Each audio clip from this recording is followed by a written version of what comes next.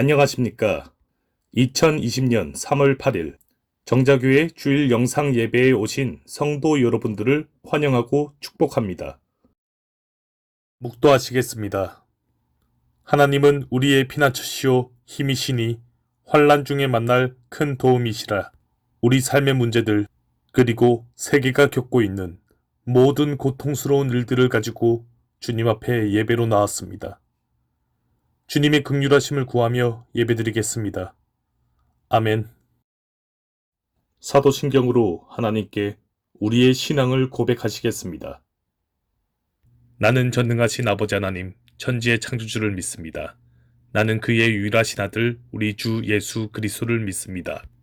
그는 성령으로 잉태되어 동정녀 마리아에게서 나시고 본디오 빌라도에게 고난을 받아 십자가에 못 박혀 죽으시고 장사된 지 사흘 만에 죽은 자 가운데서 다시 살아나셨으며 하늘을 오르시어 전능하신 아버지 하나님 우편에 앉아 계시다가 거기로부터 살아있는 자와 죽은 자를 심판하러 오십니다.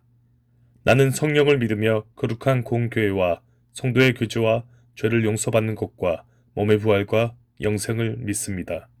아멘.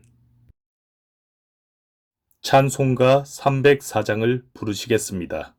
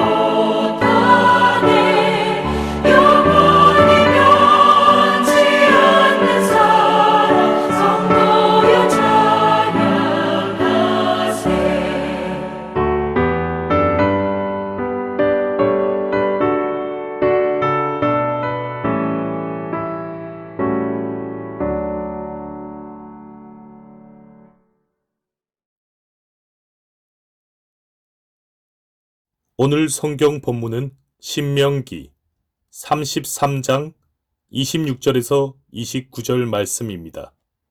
여수run이여 하나님 같은 이가 없도다.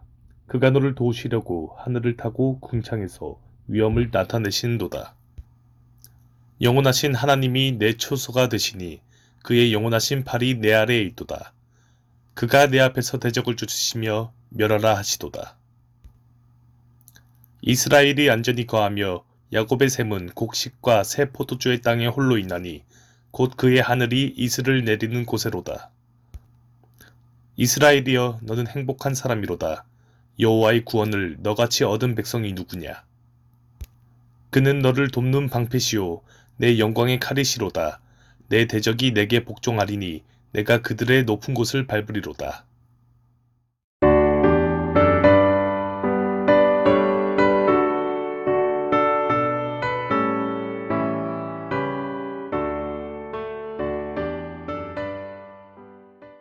우리 대한민국 전체가 신종 코로나19로 말미암아서 여러 많은 어려움을 당하게 되고 나날 매일매일 우리가 긴장 가운데 지내고 있게 됩니다.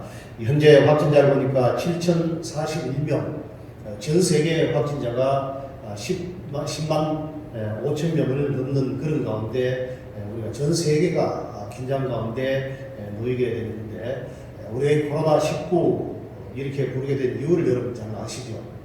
이 코로나 바이러스가 창궐한 것이 2019년도에 12월 달에 중국 우한에서 시작이 되었기 때문에 그렇기 때문에 이 바이러스 명칭을 코로나19 이렇게 붙이게 되었습니다. 어쨌든 우리가 매일매일 건강관리를 잘 하시고 또 믿음으로 이 모든 것을 잘 이겨내시고 그런 가운데 지혜롭게 잘 대처를 할 수 있기를 바랍니다. 우리가 보면 역사 가운데 이 무절에 인한 잘 알지 못하는 그런 가운데 많은 곤란을 겪을 때가 많이 있게 되는데 대표적인 것이 있다면은 신앙을 무시하는 그 과학의 오류의 결정판이 바로 이 원자탄을 발견해서 원자 폭탄을 일본에 투하한 것입니다. 그래서 원자탄을 발명을 했지만 그러나 세계 2차 세계대전 당시에 일본의 나가사키와 히로시마에 원자탄을 투하함으로 말미암아서 전쟁은 종식되는 그런 일이 일어나게 되겠지만 그런 말미암아서 무수한 생명, 수십만의 생명이 죽음으로 끝나게 되었고 지금도 이 원자병 때문에 여러 많은 어려움과 곤란을 고통을 겪는 그런 분들이 얼마나 많이 있는지 모릅니다. 그래서 원자병으로 인해서 고통을 당하고 이 원자탄을 발명함으로 말미암아서 좋은 유익도 많이 있지만 그러나 그것을 잘못 투하함으로 말미암아서 결국은 얼마나 고통과 죽음과 이런 것들이 오게 되어진 것을 보게 됩니다. 지금도 이 핵폭탄이 터지면은 인류가 다 죽게 됩니다. 그러므로 미국이나 전 세계가 북한이나 이런 데 핵을 개발하려면은 자꾸만 개발하지 못하도록 한 이유가 이 핵폭탄을 터지면 모두가 다 죽기 때문에 이것을 말리고 하지 못하도록 그렇게 하는 것을 보게 됩니다. 또 과학이 없는 그런 신앙의 무지를 볼 수 있는데 역사적으로 볼 때 제일 참 심했던 것이 바로 패스트, 이 흑사병. 이 흑사병은 1347년에 발병해서 유럽 전국의 유럽 전역을 창궐하게 되었는데 이것도 역시 중국에서 시작이 됐습니다. 그리고 중앙아시아를 거쳐서 유럽으로 퍼져나가게 되었는데 유럽에서만 2,500만 명의 정도의 유럽 인구의 3분의 1 정도가 이 흑사병으로 말미암아 죽음을 당하게 되었습니다. 그래서 흑사병 이것은 그 말 그대로 검은 죽음, 검은 반점이 생기고 검은 죽음, 결국은 우리 폐렴과 같은 이런 것들이 나타나서 그걸로 말미암아 죽음으로 끝내게 되었는데 이 아시아와 유럽으로 이것이 퍼져나가게 되었고 설치류, 쥐나 다람쥐나 벼룩이나 악취나 이런 것들에 이제 흑사병이 병원군이 있게 되어서 생겨나서 이 퍼져나가게 되었는데 결국 이 중국에서 발병했을 때는 쥐를 다 죽이고 또 쥐를 땅에 묻어버리고 이렇게 함으로 말미암아 가지고 좀 이겨내기 쉬웠는데 이것이 유럽으로 건너가게 됐습니다. 유럽으로 건너가니까 그러니까 유럽에는 기독교 신자들이 많이 있게 되겠는데 기독교 신자들이 그러면 자 우리가 이 병을 이겨내기 위해서 우리가 다 집에서 교회로 모이자. 교회에 모여서 우리가 다 함께 기도하자. 이렇게 되었습니다. 그래서 다 교회로 몰려와서 모든 이 기독교 신자들이 교회로 몰려와서 교회에서 예배를 드리고 기도하고 이렇게 했는데 그때 당시만 해도 지금은 교회가 그렇지 않지만은 그때 당시만 해도 교회가 다 마루바닥에 뭐가 많이 있습니까? 쥐들이 다 많이. 다 옛날 저희 어릴 때 교회도 마루바닥에 쥐가 다 밑에 다 바닥 밑에 쥐집을 짓고 쥐가 이제 겨울에는 추우니까 거기 와서 지내고 이렇게 하게 되는데 쥐들이 많으니까 그 쥐들이 다 모여가지고 창고를 하게 되니까 그러니까 쥐들이 다 병균을 다 몰고 와서 있게 되는데 그 쥐들이 들끓고 있는 마룻바닥에 앉아가지고 기도하고 찬송부로 예배하고 의사를 드리고 이렇게 하니까 쥐들이 어떻습니까? 너무 좀 따뜻하고 하니까 그 병들을 다 거기에 병균을 몰고 와서 거기에서 더 확산되는 그런 동기를 부여하게 되어졌다는 것입니다. 그래서 사병이 창궐하게 되어서 유럽 인구의 3분의 1 이상이 죽게 되었습니다. 여러분 우리가 코로나19 이 확진자를 판명을 받게 되면 적어도 보름 내지 한 3주 동안 격리를 해야 돼요. 자가 격리를 하든지 아니면 격리한 그런 가운데 치료를 받게 되는데 우리 코로나가 이제 유행하면서 신조어가 생겨났는데 코로나 블루 그래가지고 정말 이 코로나로 인해 가지고 우울하고 정말 무기력이 생기고 이렇게 해서 정말 견디기 힘든 그런 가운데 언제 내게 감염될지 모르는 그런 두려움을 느끼고 무기력과 불안에 시달리는 그런 가운데 우울증에도 걸리기도 하고 하기 때문에 코로나 블루라는 그런 신조어도 생기게 되고 또 어떤 뭐 확진자 그러니까 이 코로나에 이 전공 지내면서 확진자 이런 말 하는데 확 살이 찌게 된다.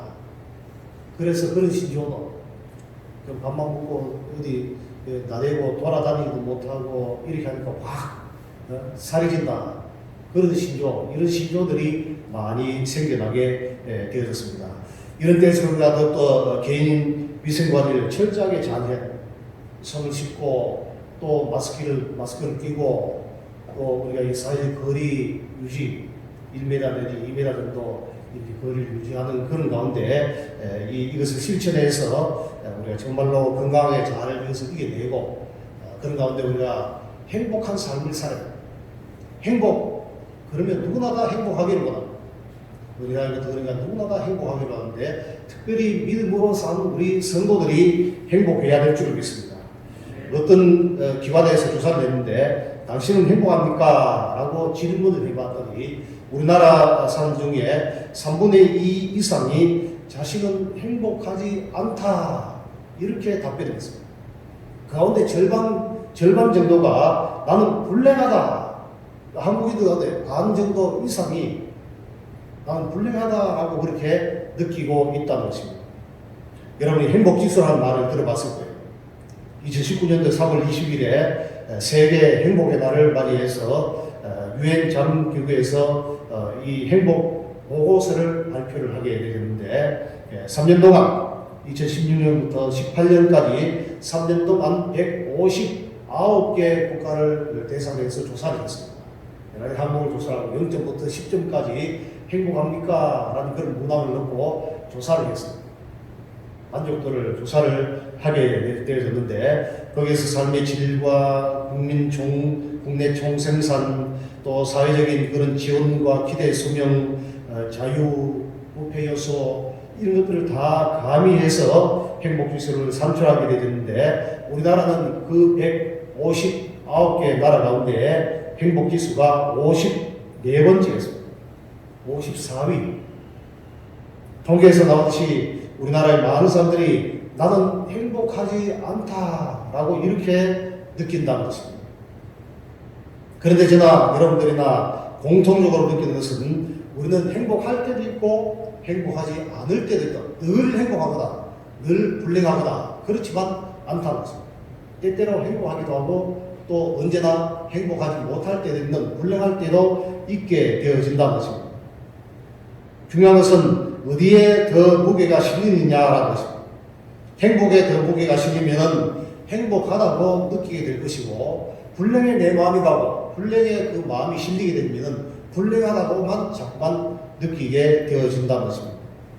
대부분 사람들은 때로는 행복하다고 느끼고 때로는 불행하다고 느끼게 되는 것입니다. 딱 잘라 말해서 나는 행복하다, 늘 행복하다, 늘 불행하다 이렇게 말할 수가 없다는 것입니다. 오늘 우리 본문의 29절 말씀 보니까 우리는 행복한 사람이다. 그래서 이스라엘이여 너는 행복한 사람이로다 라고 했습니다. 오늘 우리는 불행과 행복이 교차하는 삶을 살고 있는데 성경은 일반적으로 우리 믿음의 종들, 이스라엘 백성들, 믿음의 종들을 행복자다 이렇게 말씀하고 있습니다. 왜 우리가 행복한 사람입니까? 첫째로 우리는 구원받은 하나님의 백성들이기 때문에 보면 모세가 죽음을 앞두고 이스라엘 사람들에게 유언적으로 하는 말씀 중에 일부분이 되는 것입니다. 마지막으로 이 말씀을 전하게 되는데 모세는 무리바에 반석을 치면서 하나님의 영광을 드러내지 아니하고 자기의 영광을 드러내면서 화를 했습니다. 그로 말미암아서 가나안 땅에 들어가지 못하는 징계를 받았던 그 모세였습니다. 그 모세가 이제 죽음을 앞두고 이스라엘 사람들에게 너는 행복한 사람이다 라고 이렇게 말하고 있습니다. 이것은 모세 자체는 가나안 땅에 못 들어갔는데 다른 사람들은 들어가니까 너희는 행복한 사람이다 라는 그런 의미가 아닙니다. 모세는 자신이 처한 상황과는 상관없이 이스라엘이 행복한 이유가 하나님의 구원을 받았기 때문입니다. 나와 여러분들이 다 함께 하나님의 구원을 맛본 사람, 구원을 받은 사람이기 때문에 우리는 행복한 사람이다. 이렇게 고백을 하게 되겠습니다. 그래서 29절 상반대로 보니까 여호와의 구원을 너같이 얻을 백성이 누구냐라고 했습니다. 오늘 우리는 하나님의 구원에 관해서 너무나 많이 들은 말이기 때문에 그것 때문에 행복하다라는 그런 생각을 때때로 잊어버리고 그것을 놓쳐버릴 때가 있다는 것입니다. 도미시안 황제의 핍박으로 인해서 사도 요한은 지중해에 있는 이 암모스의 유배를 가게 됩니다. 그 요한에게 주님은 앞으로 될 일에 대한 환상과 계시를 보여주게 되었습니다. 하나님의 나라가 얼마나 대단한지를 요한계시록에 기록하게 되어 있는데 21장 3절 4절 말씀해 보니까 그것은 바로 슬픔과 고통이 없는 곳이다 라고 했습니다. 또 11절에 하나님의 영광이 있어 그 성의 빛이 지극히 귀한 보석 같고 대곡과 수종같이 맞더라 라고 했습니다. 이어서 여러 가지를 말씀하셨는데 이 모든 것은 사람의 표현, 말로 어떻게 형용할 수 없는 그런 좋은 것이 바로 우리가 가야 될 그 천국이다 라는 것을 사도 요한에게 계시로 보여주게 되었습니다. 오늘 이 나라에 들어갈 수 있는 사람이 누구인가? 그것은 바로 구원받은 사람들이라고 이렇게 말씀하고 있습니다. 오늘 본문을 기록할 당시에 이스라엘 사람들은 50에서 60세 정도 되는 그런 사람들이니까 그들은 구원에 대해서 분명히 그것을 목도했던 사람입니다. 그들이 20세 이전의 사람들이었으니까 그러니까 애굽에서 나올 때 해방되어 나올 때 그 10가지 재앙 이런 것들을 다 겪었던 사람 다 겪고 보고 그리고 그것을 겪었던 사람들 그래서 그 모든 사건들이 얼마나 위대하고 얼마나 대단한지 홍해도 건너가면서 그 사건들을 보면서 큰 구원의 역사를 맛보았던 사람들이었습니다. 물론 이 광야에서 태어난 신세대들도 광야 40년간의 생활을 통해서 하나님이 어떻게 그들을 입히시고 먹이시고 살리시고 마시게 하셨으며 전쟁에 이기게 하셨는지 이것을 다 봐왔던 사람들이었습니다. 하나님의 구원이라는 그 말만 들어도 그들은 너무나 피부로 느끼는 실감나는 그런 삶을 살았던 사람이었습니다. 그래서 이스라엘 사람들아 너는 행복한 사람이다 라고 그렇게 말하면은 절로 저 삶의 밑바탕에서부터 흘러나오는 아멘이 흘러나올 수밖에 없는 그런 사람들이었습니다. 문제는 우리들입니다. 오늘은 내가 구원을 받은 것이 복이고 나는 행복한 사람이라는 것이 지식적으로 이해가 되는데 이것이 가슴까지 와닿지 않는다는 거죠. 머리로는 이해가 돼. 근데 내 가슴에 완전한 신앙 고백이 되어지지 않을 때가 있다는 것입니다. 숱한 고난과 어려움 가운데 주님을 만나게 되지만 그러면은 더 우리가 피부로 느끼게 되겠지만 그러나 그렇지 않을 때는 보통 때는 그것을 잘 못 느낄 때가 있다는 것입니다. 우리가 사고를 당하고 수술을 받고 또 죽음과 같은 그런 환난 가운데서 주님을 만나고 구원의 은혜를 우리가 체험할 수가 있지만은 그런 분들이 받는 구원과 또 여기 이스라엘 사람들이 받은 그런 구원과 우리의 구원이 다를 바가 없는 똑같은 구원이라는 것입니다. 다만 내가 느끼는 은혜가 다를 뿐입니다. 어찌 보면 그런 극적인 경험이 없는 것이 우리의 큰 복입니다. 왜냐하면 그만큼 아픔과 상처가 없기 때문입니다. 여러분 중에 아마도 엄청난 고난과 고통 가운데에서 주님을 한 번이라도 내가 만나봤으면 좋겠다라는 그런 생각을 하고 계신 분들은 한 분도 없을 것입니다. 우리는 그런 경험이 없더라도 우리가 믿는 주님, 우리가 믿는 말씀을 통해서 구원이 얼마나 귀하고 얼마나 중요한가라는 것을 확인하고 우리가 깨닫게 된다면 이 본문의 모습처럼 정말로 나는 행복한 사람이구나 우리가 확신 있게 고백하게 되어질 줄로 믿습니다. 두 번째로 믿는 사람이 행복한 이유는 하나님이 우리의 방패가 되기 때문에 오늘 29절에 말씀하니까 그는 너를 돕는 방패시오 라고 했습니다. 하나님께서 나를 도와주시는 그런 방패가 되신다는 겁니다. 빌립보서 4장 1절에 보니까 나의 사랑하고 사모하는 형제들 나의 기쁨이요 멸류가 된 사랑하는 자들아 이와 같이 주 안에 서라 라고 했습니다. 여기 서라라는 이 말이 중요합니다. 여기서 서라는 이 말은 로마군들이 전쟁에 나가 싸울 때 상대방이 활이나 또 창으로 공격하게 되면은 지휘관이 방패 부대를 향해서 앞에 서라라고 이렇게 외치게 돼요. 그러면은 방패를 진 이 군인들이 병사들이 앞에 쫙 큰 방패를 들고 창이나 활이 뚫고 들지 못하도록 이렇게 서게 되는 것입니다. 그리고 그 뒤에 있는 백성들의 군사들은 그 방패 때문에 화살이 날아와도 창이 날아와도 다 거기에서 구원함을 받게 되는 것입니다. 이것을 봤던 사도 바울은 우리에게 주 안에 서야 된다라고 말씀하고 있습니다. 오늘 우리가 주 안에 서기만 하면은 하나님께서 우리의 방패가 되셔서 모든 일들 가운데 우리를 보호해 주시게 된다는 것입니다. 물론 하나님 우리가 예수님을 믿기만 하면 우리에게 고난과 어려움이 없을 것이라고 말씀하신 적이 없습니다. 때때로 우리의 고난도 환난도 시련도 다가오게 된 것입니다. 그러나 하나님은 그런 고난과 어려움이 와도 우리가 주 안에 서면 그 고난과 어려움을 이기게 해 주시마 우리에게 약속을 하고 있습니다. 로마서 8장 35절로 37절 말씀에 누가 우리를 그리스도의 사랑에서 끊으리요 환난이나 공고나 박해나 기근이나 적신이나 위험이나 칼이랴 이 모든 일에 우리를 사랑하시는 이로 말미암아 우리가 넉넉히 이기느니라 했습니다. 요한복음 16장 33절에 이것을 너희에게 이른 것은 너희로 내 안에서 평안을 누리게 하려 함이라. 세상에서는 너희가 환난을 당하나 담대하라. 내가 세상을 이기었노라 했습니다. 그 어떤 것도 우리를 이길 수 없다는 것입니다.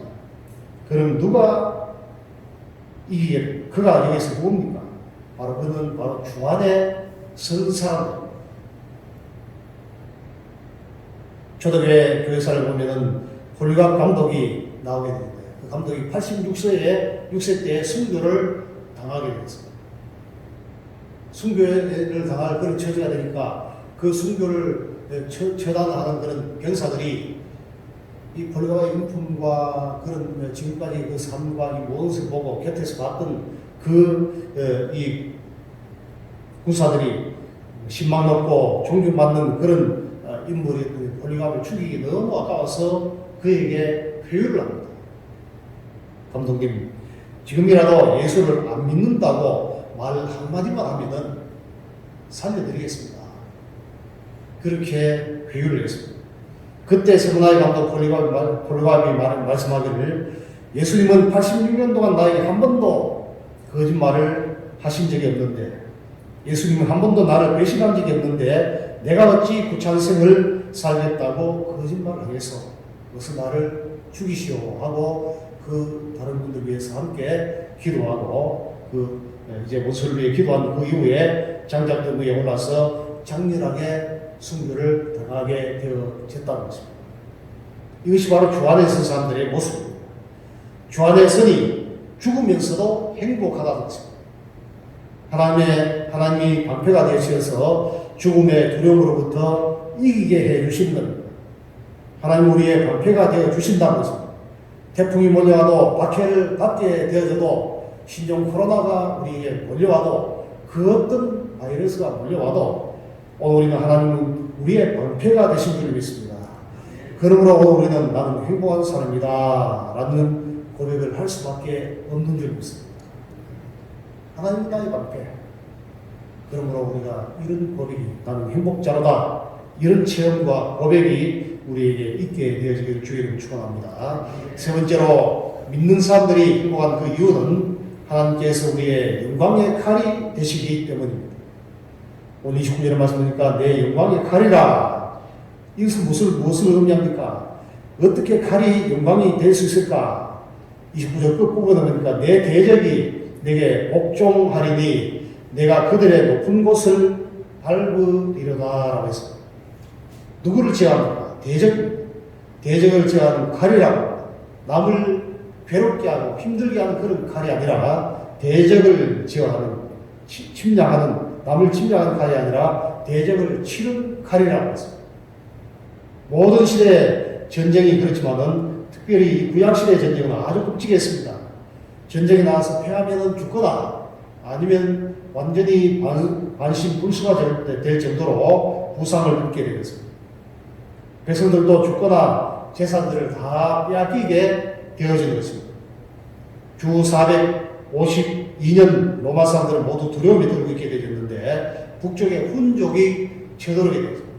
훈족이 쳐들어오면서 그냥 부녀자나 아이들이나 큰 장년이나 다 죽이고 뺏어가고 약탈을 하고 이렇게 참 불지르고 이렇게 쳐들어오게 되었습니다.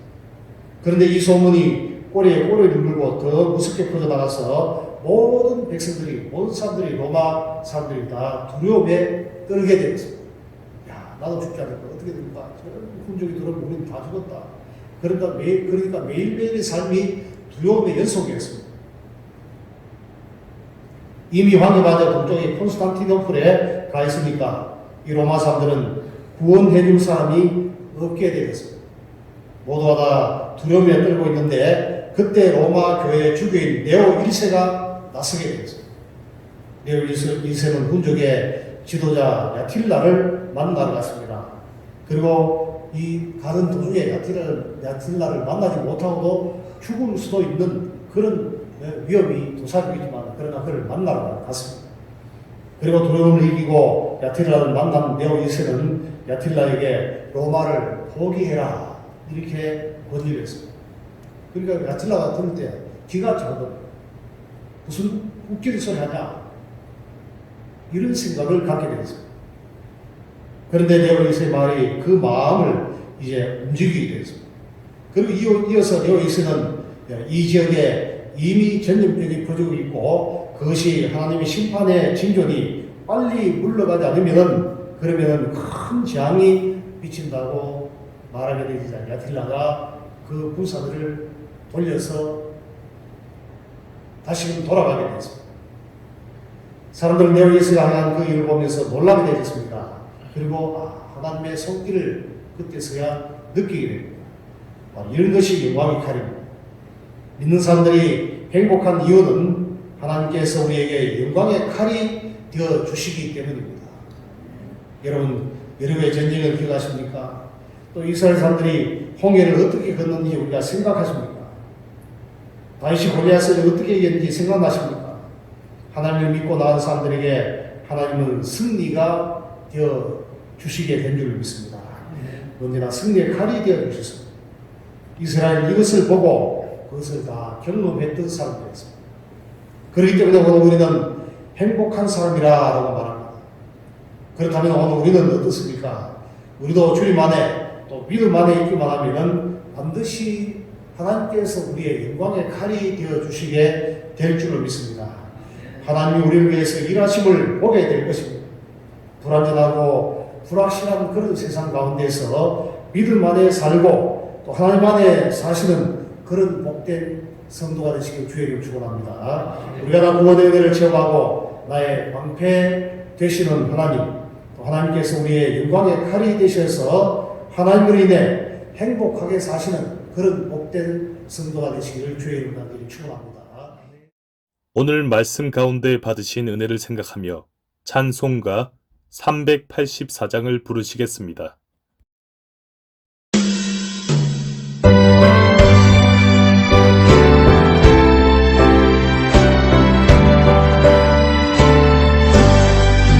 나의 갈 길 다가도록 예수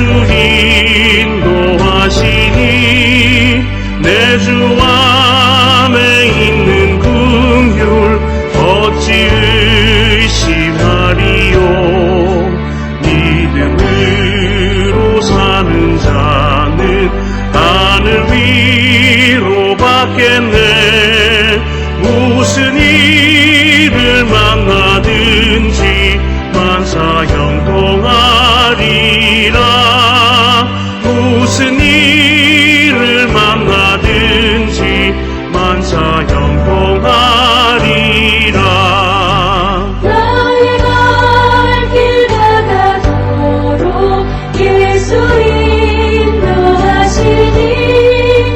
어려운 일 당한 때도 족한 은혜 주시네. 나는 심히 고단하고 영원 매우 가라나 나의 앞에 반석에서 샘물 나게 하시네. 나의 앞에 반석에서 샘물 나게 하시네.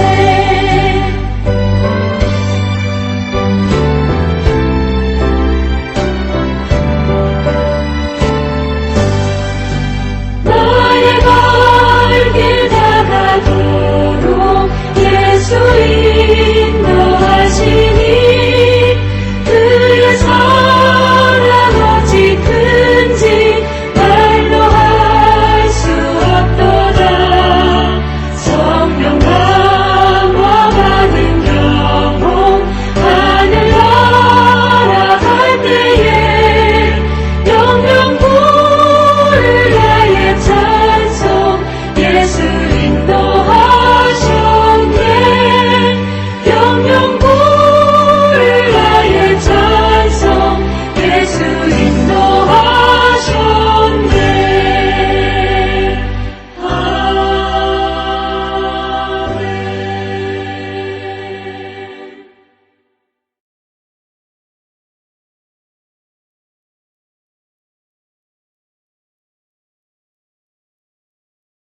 아멘. 구주가 되신 주 예수 그리스도의 은혜와 하나님 아버지의 그 놀라우신 사랑하심과 성령의 위로 교제 교통하심이 불안정한 불확실한 세상 가운데에 구원의 은혜를 체험하고 방패 되시는 하나님을 의지하고 또 영광의 칼이 되셔서 하나님을 인해 우리 행복하게 살기를 원해서 결단한 여러분들의 머리 위에와 저들의 가정과 이 교회 위에 지금부터 영원토록 함께 하시기를 간절히 축원합니다. 아멘.